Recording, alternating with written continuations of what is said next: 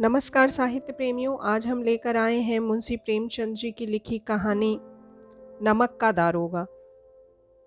जब नमक का नया विभाग बना और ईश्वर प्रदत्त वस्तु के व्यवहार करने का निषेध हो गया, तो लोग चोरी छिपे इसका व्यापार करने लगे। अनेक प्रकार के छल प्रपंचों का सूत्रपात हुआ। कोई घूस से काम निकालता था, कोई चालाकी से। अधिकारियों के पौ 12 थे। पटवारीगिरी का सर्व सम्मानित पद छोड़कर लोग इस भाग की बरंकदाजी करते थे। इसके दारोगा पद के लिए तो वकीलों का भी जी ललचाता था। यह वह समय था जब अंग्रेजी शिक्षा और ईसाई मत को लोग एक ही वस्तु समझते थे। फारसी का प्राबल्य था। प्रेम की कथाएं और श्रृंगार रस से काव्य पढ़कर फारसीदां लोग सर्वोच्च पदों पर नियुक्त हो जाया करते थे। मुंशी बंसीधर भी जुलेखा की विरह कथा समाप्त करके सीरी और फरहाद के प्रेम वृतांत को नल और नील की लड़ाई और अमेरिका के आविष्कार से अधिक महत्व की बातें समझते हुए रोजगार की खोज में निकले। उनके पिता एक अनुभवी पुरुष थे। समझाने लगे, बेटा घर की दुर्दशा देख रहे हो, ऋण के बोझ से दबे हुए हैं। लड़कियां हैं, वे घास फूस की तरह बढ़ती चली जाती हैं। मैं कगारे पर का वृक्ष हो रहा हूँ, ना मालूम कब गिर पड़ूं। अब तुम ही घर के मालिक मुख्तार हो। नौकरी में ओहदे की ओर ध्यान मत देना, यह तो पीर का मजार है। निगाह चढ़ावे और चादर पर रखनी चाहिए। ऐसा काम ढूंढना जहाँ कुछ ऊपरी आय हो। मासिक वेतन तो पूर्णमासी का चांद है, जो एक दिन दिखाई देता है और घटते घटते लुप्त हो जाता है। ऊपरी आय बहता हुआ स्रोत है, जिससे सदैव प्यास बुझती है। वेतन मनुष्य देता है, इसी से उसमें वृद्धि नहीं होती। ऊपरी आमदनी ईश्वर देता है, इसी से उसकी बरकत होती है। तुम स्वयं विद्वान हो, तुम्हें क्या समझाऊं। तुम इस विषय में विवेक की बड़ी आवश्यकता है। मनुष्य को देखो, उसकी आवश्यकता को देखो और अवसर को देखो। उसके उपरांत जो उचित समझो करो। गरज वाले आदमी के साथ कठोरता करने में लाभ ही लाभ है, लेकिन बेगरज को दांव पर पाना जरा कठिन है। इन बातों को निगाह में बांध लो, यह मेरी जन्म भर की कमाई है। इस उपदेश के बाद पिताजी ने आशीर्वाद दिया। वंशीधर आज्ञाकारी पुत्र थे। ये बातें ध्यान से सुनी और तब घर से चल खड़े हुए। इस विस्तृत संसार में उनके लिए धैर्य अपना मित्र, बुद्धि अपनी पथ प्रदर्शक और आत्मावलंबन ही अपना सहायक था। लेकिन अच्छे शकुन से चले थे। जाते ही जाते नमक विभाग के दारोगा पद पर प्रतिष्ठित हो गए। वेतन अच्छा और ऊपरी आय का तो ठिकाना ही न था। वृद्ध मुंशी जी को सुख संवाद मिला तो फूले न समाये। महाजन कुछ नरम पड़े। कलवार की आशा लता लहलहाई। पड़ोसियों के हृदय में शूल उठने लगे। जाड़े के दिन थे और रात का समय। नमक के सिपाही चौकीदार नशे में मस्त थे। मुंशी बंसीधर को यहाँ आए अभी 6 महीनों से अधिक न हुए थे, लेकिन इस थोड़े समय में ही उन्होंने अपनी कार्यकुशलता और उत्तम आचार से अफसरों को मोहित कर लिया था। अफसर लोग उन पर बहुत विश्वास करने लगे। नमक के दफ्तर से 1 मील पूर्व ही की ओर जमुना बहती थी। उस पर नावों का एक पुल बना हुआ था। दारोगा जी किवाड़ बंद किए मीठी नींद सो रहे थे। अचानक आंख खुली तो नदी के प्रवाह की जगह गाड़ियों की गड़गड़ाहट तथा मल्लाहों का कोलाहल सुनाई दिया। उठ बैठे। इतनी रात गए गाड़ियां क्यों नदी के पार जाती हैं? अवश्य कुछ न कुछ गोलमाल है। तर्क ने भ्रम को पुष्ट किया। वर्दी पहनी, तमंचा जेब में रखा और बात की बात में घोड़ा बढ़ाए हुए पुल पर आ पहुंचे। गाड़ियों की एक लंबी कतार पुल के पार जाती देखी। डांट कर पूछा, किसकी गाड़ियां हैं? थोड़ी देर तक सन्नाटा रहा। आदमियों में कुछ कानाफूसी हुई। तब आगे वाले ने कहा, पंडित आलोपी दीन की। कौन पंडित आलोपी दिन? दातागंज के मुंशी बंसीधर चौके। पंडित आलोपी दिन इस इलाके के सबसे प्रतिष्ठित जमींदार थे। लाखों रुपए का लेन देन करते थे। इधर छोटे से बड़े कौन ऐसे थे जो उनके ऋणी ना हो। व्यापार भी बड़ा लंबा चौड़ा था। बड़े चलते पुर्जे आदमी थे। अंग्रेज अफसर उनके इलाके में शिकार खेलने आते और उनके मेहमान होते। 12 मास सदा व्रत चलता था। मुंशी ने पूछा, गाड़ियां कहाँ जाएंगी? उत्तर मिला, कानपुर। लेकिन इस प्रश्न पर कि इनमें क्या है, सन्नाटा छा गया। दारोगा साहब का संदेह और भी बढ़ा। कुछ देर तक तो उत्तर की बाट देखकर वह जोर से बोले, क्या तुम सब गूंगे हो गए हो? हम पूछते हैं इनमें क्या लदा है? जब इस बार भी कोई उत्तर ना मिला तो उन्होंने घोड़े को एक गाड़ी से मिलाकर बोरे को टटोला। भ्रम दूर हो गया, यह नमक के ढेले थे। पंडित आलोपी दिन अपने सजीले रथ पर सवार कुछ सोते कुछ जागते चले आते थे। अचानक कई गाड़ी वालों ने घबराए हुए आकर जगाया और बोले, पंडित आलोपी दीन का लक्ष्मी जी पर अखंड विश्वास था। वह कहा करते थे कि संसार का तो कहना ही क्या, स्वर्ग में भी लक्ष्मी का ही राज्य है। उनका यह कहना यथार्थ ही था।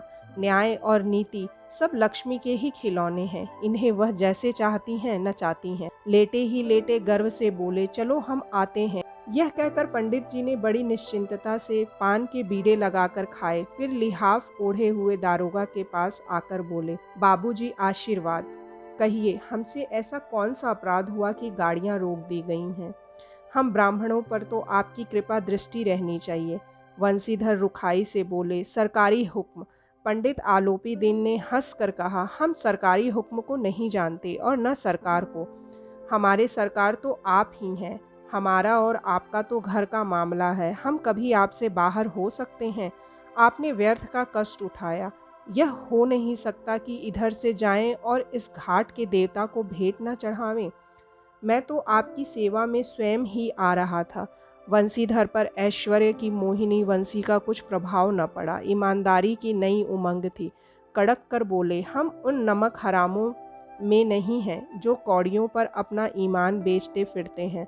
आप इस समय हिरासत में हैं। आपको कायदे के अनुसार चालान होगा। बस मुझे अधिक बातों की फुर्सत नहीं है।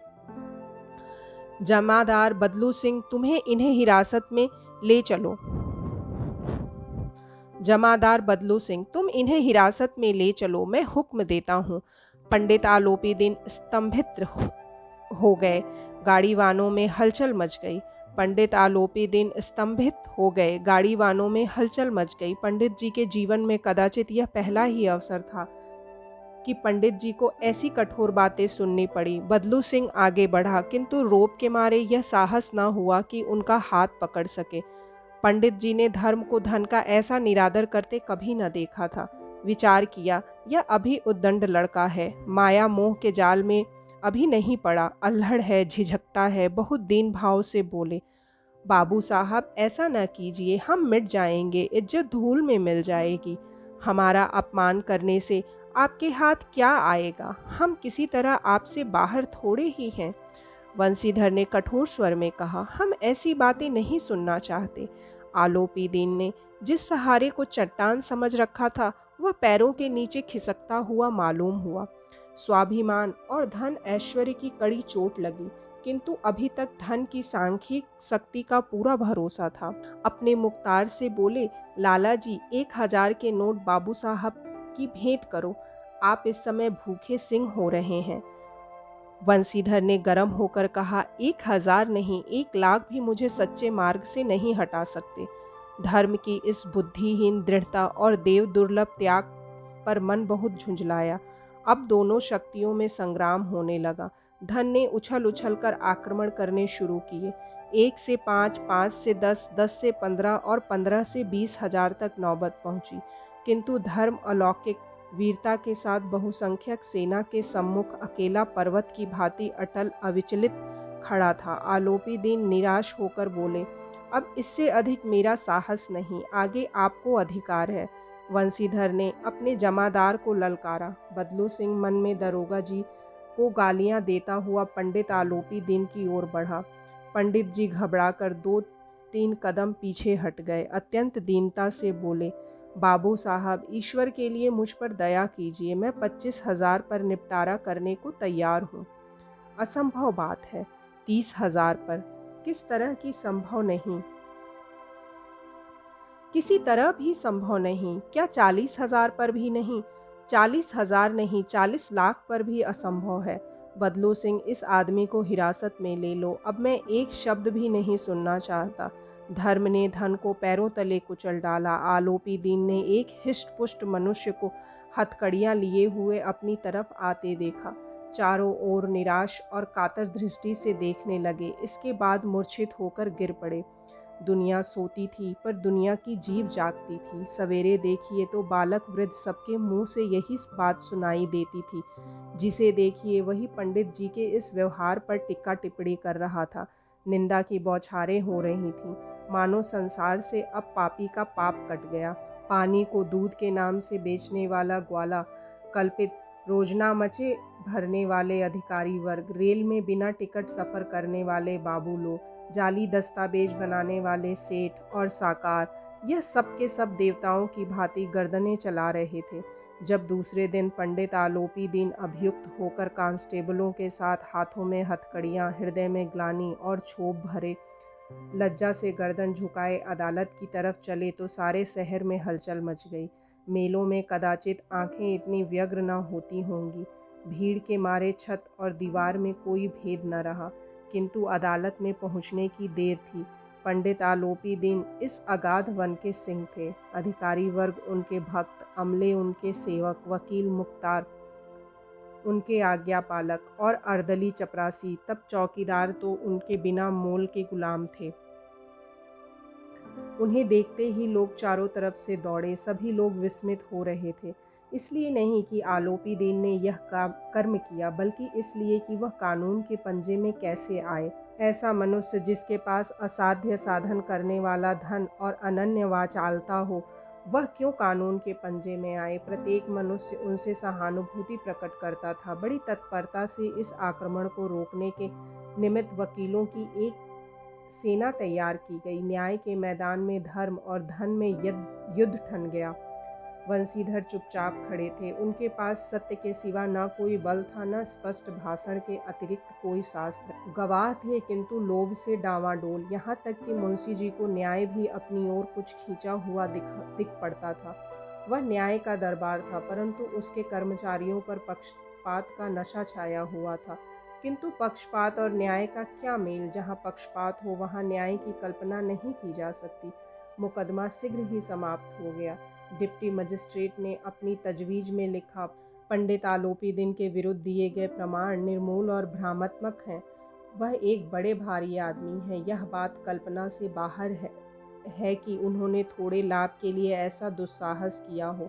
यद्यपि नमक के दारोगा मुंशी वंशीधर का अधिक दोष नहीं है, लेकिन यह बड़े खेद की बात है कि उसकी उद्दंडता और विचारहीनता के कारण एक भले मानुस को कष्ट झेलना पड़ा।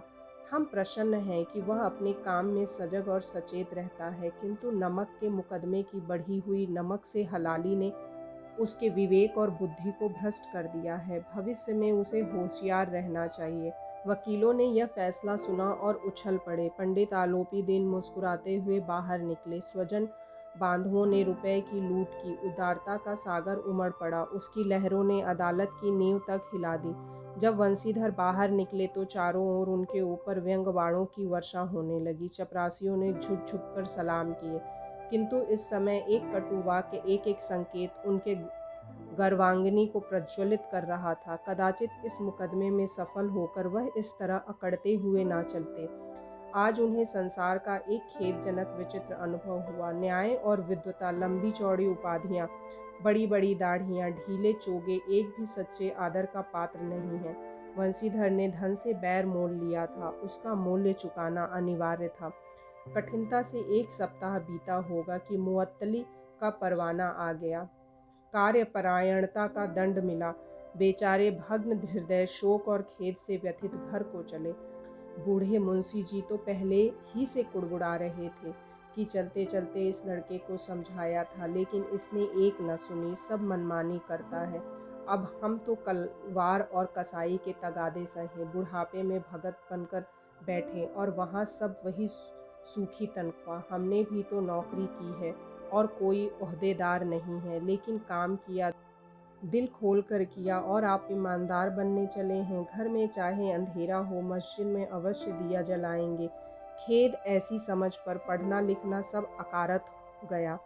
इसके थोड़े ही दिनों बाद जब मुंशी वंशीधर इस दुरावस्था में घर पहुँचे और बूढ़े पिताजी ने समाचार सुना तो सिर पीट लिया। बोले, जी चाहता है तुम्हारा और अपना सिर फोड़ लूं। बहुत देर तक पछता पछता कर हाथ मलते रहे।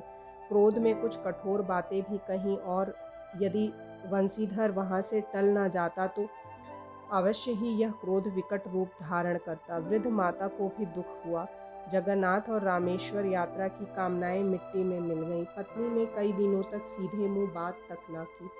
इसी प्रकार एक सप्ताह बीता। संध्या का समय था। बूढ़े मुंशी जी बैठे बैठे राम नाम की माला जप रहे थे।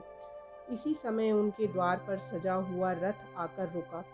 हरे और गुलाबी पर्दे, पछिए बैलों की जोड़ी, उनकी गर्दन में नीले धागे, सिंह पीतल के से जड़े हुए, कई नौकर लाठियां कंधों पर रखे साथ थे। मुंशी जी अगवानी को दौड़े। देखा तो पंडित आलोपी दीन है। झुककर दंडवत की और लल्लो चप्पो की बातें करने लगे। हमारा भाग्य उदय हुआ जो आपके चरण इस द्वार पर आए। आप हमारे पूज्य देवता हैं। आपको कौन सा मुंह दिखाएं। मुंह में तो कालिख लगी हुई है, किंतु क्या करें, लड़का अभागा कपूत है, नहीं तो आपसे क्या मुंह छिपाना पड़ता। ईश्वर निसंतान चाहे रखे, पर ऐसी संतान ना दे। आलोपी दीन ने कहा, नहीं भाई साहब, ऐसा ना कहिए। मुंशी जी ने चकित होकर कहा, ऐसी संतान को और क्या कहूँ। आलोपी दीन ने वात्सल्यपूर्ण स्वर में कहा, कुल तिलक और पुरखों की कीर्ति उज्जवल करने वाले संसार में ऐसे कितने धर्मपरायण मनुष्य हैं जो धर्म पर अपना सब कुछ अर्पण कर सके। पंडित आलोपी दीन ने वंशीधर से कहा, दरोगा जी, इसे खुशामद ना समझिए। खुशामद करने के लिए मुझे इतना कष्ट उठाने की ज़रूरत न थी। उस रात को आपने अपने अधिकार बल से अपनी हिरासत में लिया था, किंतु आज मैं स्वेच्छा से आपकी हिरासत में आया हूँ। मैंने हजारों रईस और अमीर देखे, हजारों उच्च पदाधिकारियों से काम पड़ा, किंतु परास्त किया तो आपने। मैंने सबको अपना और अपने धन का गुलाम बनाकर छोड़ दिया। मुझे आज्ञा दीजिए कि आपसे कुछ विनय करूं।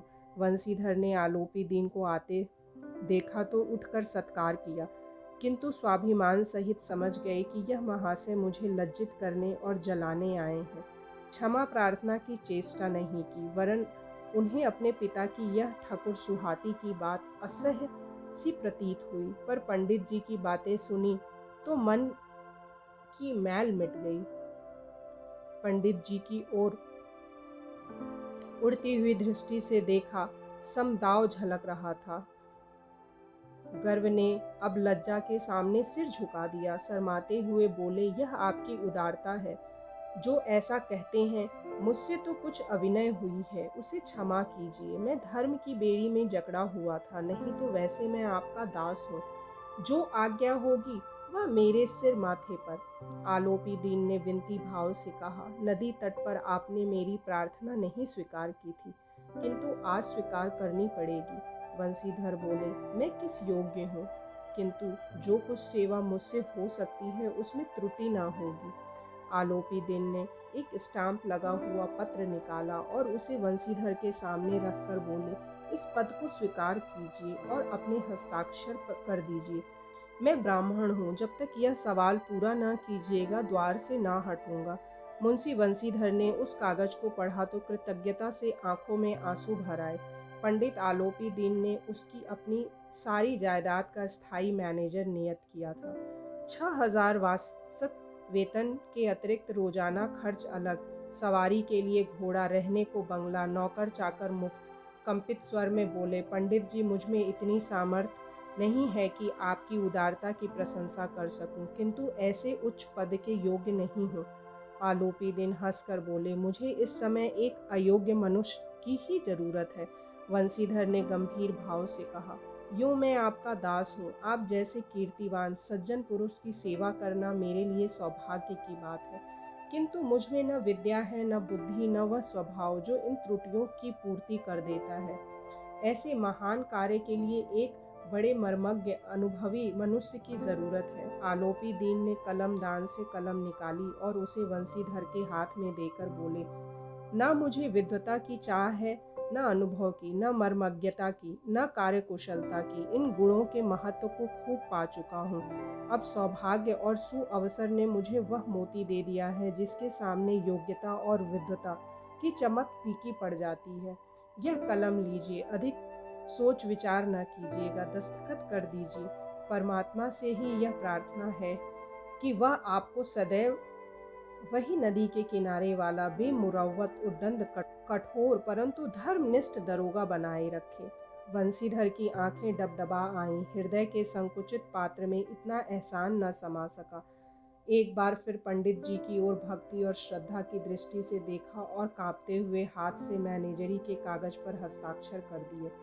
आलोपी दिन ने प्रफुल्लित होकर उन्हें गले लगा लिया। यदि इस प्रस्तुति ने आपके हृदय को स्पर्श किया हो तो कृपया इस वीडियो को लाइक करें, कमेंट करें और साहित्य सागर चैनल को सब्सक्राइब करना ना भूलें। धन्यवाद।